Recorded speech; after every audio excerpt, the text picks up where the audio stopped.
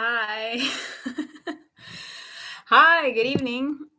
Uh, it's Alicia from Quick and Delish, and I had some technical difficulties. I did a little cooking video on my iPad and it didn't work out. I made you a batch of Plan Ahead oatmeal bars, and they just came out of the oven about 20 minutes ago or something. So I just showed you that in the thumbnail for the video. This is my 10 by 14 pan filled with a fresh batch of Plan Ahead oatmeal bars. So there's a video down below. And the only difference between the video down below is I use blueberries instead of cherries.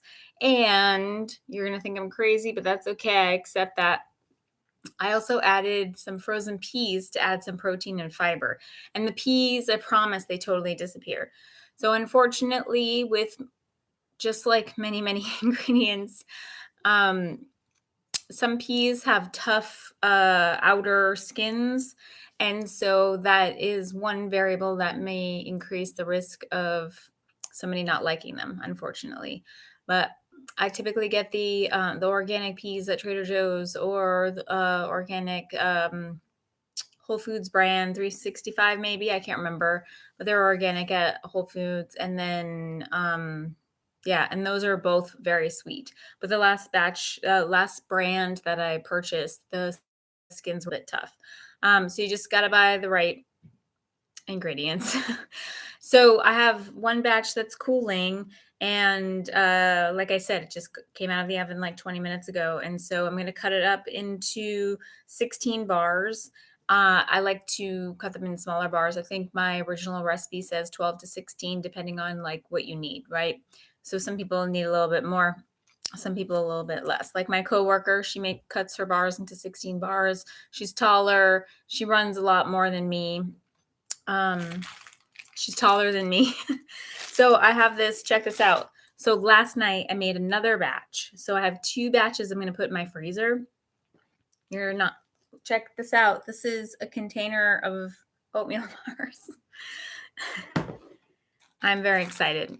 So I don't normally store them in Ziploc bags in the freezer like this, in a plastic container. But so I needed to, so 5 weeks ago, let me back up a little bit. The way I normally store my oatmeal bars is I put them, I cut parchment paper, like 1 square of parchment paper, and then I put the bar on top of it without the bag. And then in a container, I have layered oatmeal bars.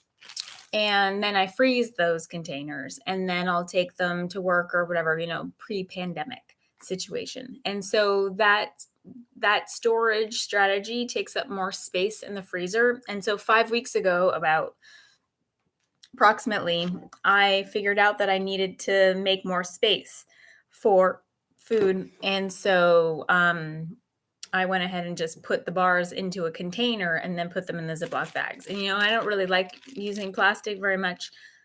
But in this situation, I just needed to do some meal prep in advance. And this is the Ziploc bags that, Safeway had.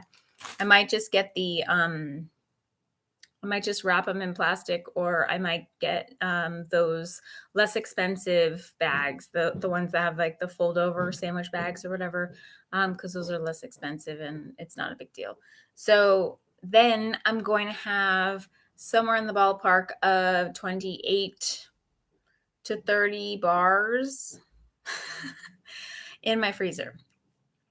So sometimes I will do more prep in one weekend, and then I'll actually do enough so that I have a weekend off.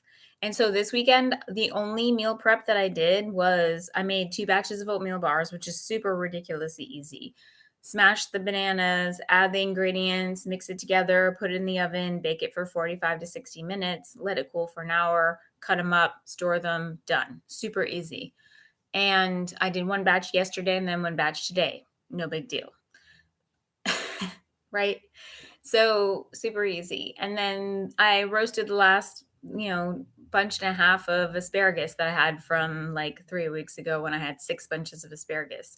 And so my asparagus lasted 3 weeks, I think 3.5 weeks actually. So that was pretty amazing because I stored it in a glass of water in the refrigerator and I changed the water once a week.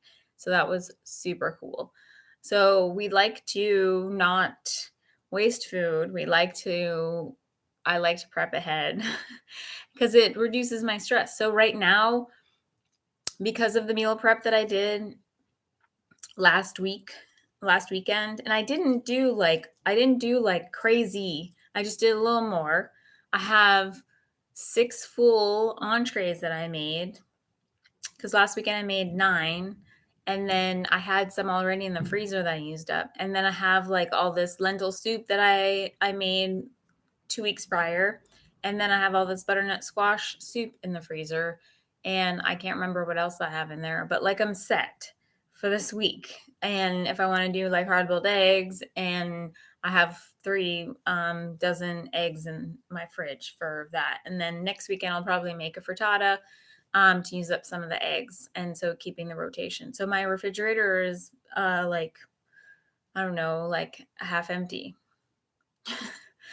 So that's pretty awesome feeling going into the week.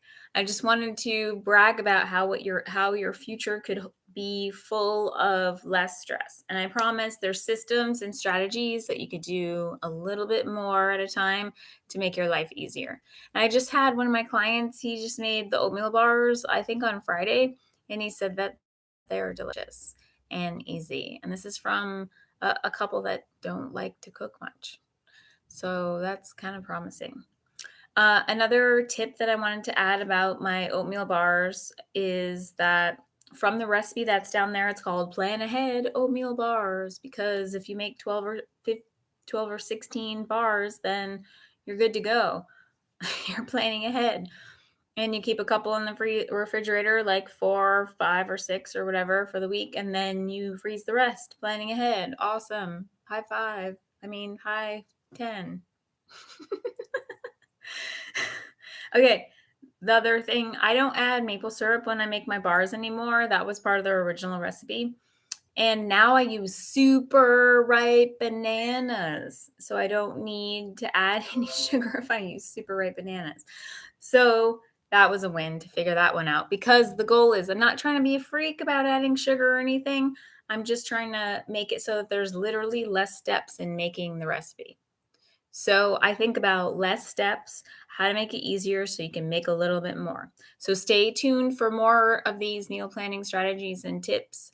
And I hope you share and subscribe. There's tons of recipes down there. Not tons, that's an exaggeration. I don't really like exaggerating. I like being accurate. But there's plenty of recipes to run with, and know that a single recipe is a template for numerous recipes. So you can always substitute a protein, a vegetable, or the flavoring if you like the concept of a single recipe. All right, well, that's it from me this lovely evening, this Sunday evening. We're near the end of May here in San Francisco Bay Area. We are coming close to loosening up some of the rules of sheltering in place, I believe, and we don't yet know exactly what that's going to look like, but soon enough. We'll know in a couple weeks. Cool. Next Monday is Memorial Day. Yay. We get a day off and we get to remember people from the past. Yay. Okay. That's it from me, Alicia Connor here from Quick and Delish. And don't forget to share and subscribe because that helps me to continue making these awesome videos. Share and subscribe. Good night, good morning, good evening.